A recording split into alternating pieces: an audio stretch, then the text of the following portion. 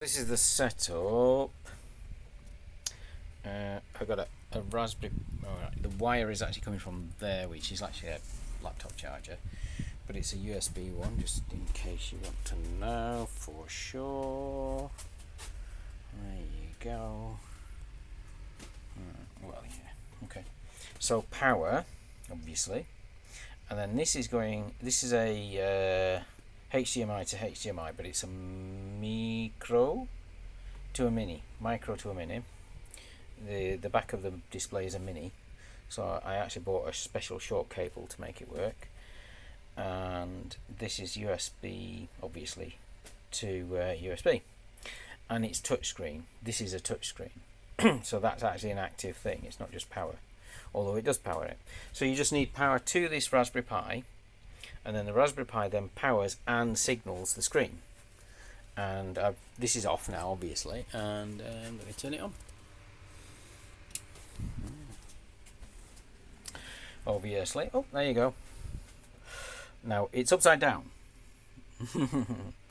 So what I'll do is, as it boots, I'm going to turn the phone round so you get the actual perspective correctly. Let me just cover over that light a bit so that you can't with my head. There you go. Touch it. Just make it focus. So obviously it's booting. And what I want to do, oh, this one doesn't have it.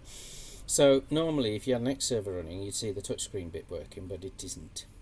So that's as far as we get caught, of course, because this one doesn't have the X server. And you get a nice reflection on your phone now. It's probably focusing on that now. But it works. So the system works. What I need to do now is set this up, because what I want this is as a display. This we can now adhere to the back of that machine. I mean, I can even put it on now with tape.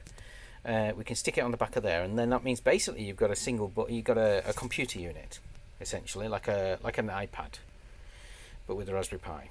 This one obviously works. I wasn't sure if it works because it looks a bit shitty. I'll give it a clean though. And the reason why I want to get this working is because of the project downstairs that I have down there, the blue one. You can see that blue one there. Which I want this to display the battery charging stuff, and so I'm going to attach this to either one or two ADCs. I have ADC chips somewhere, although I think they're all oh, there's one. No, okay, fine. But I have ADC chips which I can use. Right now I think the only thing I've got are Arduinos. So I might just use an Arduino. In fact, there you go, bitches.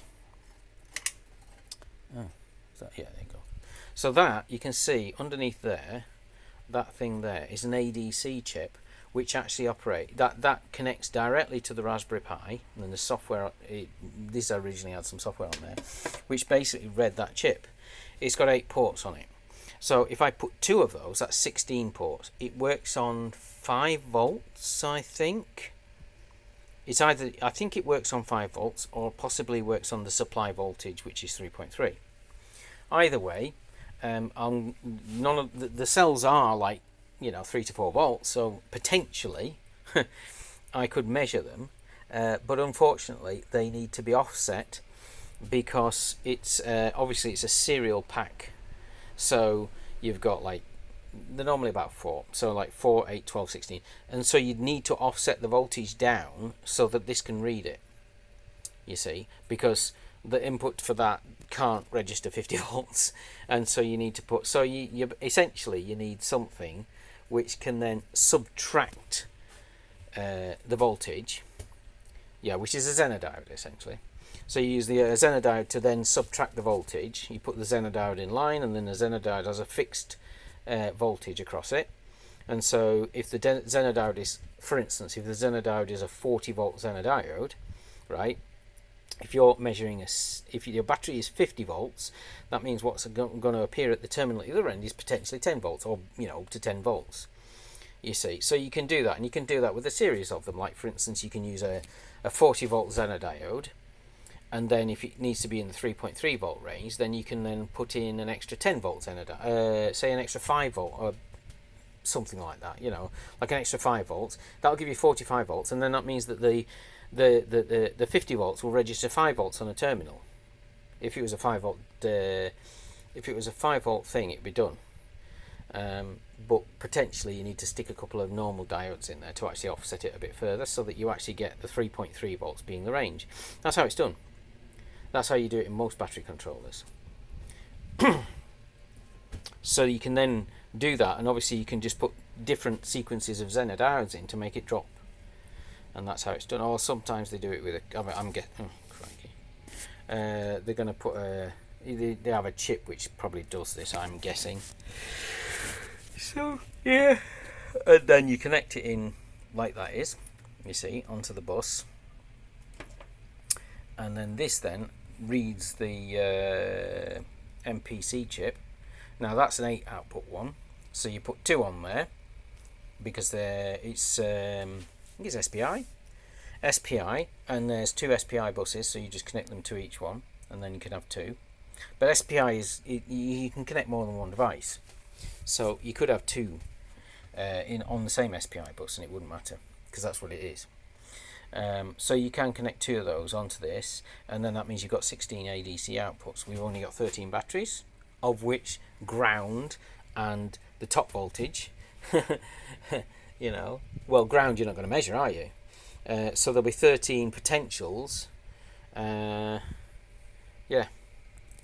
but presumably you're going to measure the actual full voltage of the battery in a different way, but maybe not, you know, I mean, it would work. So, you know, potentially you've got 3 outputs which are sat there doing nothing, and you can use those to measure temperature or something. That's what I would do. But I think today, because I haven't got the chips, so I'm going to have to buy them. So I think today we'll just basically use some Arduino Unos. I mean, they connect in through the USB port, so I can plug 3 of those in and still have my display attached. Yeah, that would work. And these have a Wi-Fi chip on them, so we can talk to the Starlink or whichever Wi-Fi I nominate, because I've got 3 in here. Right, interesting. There we go.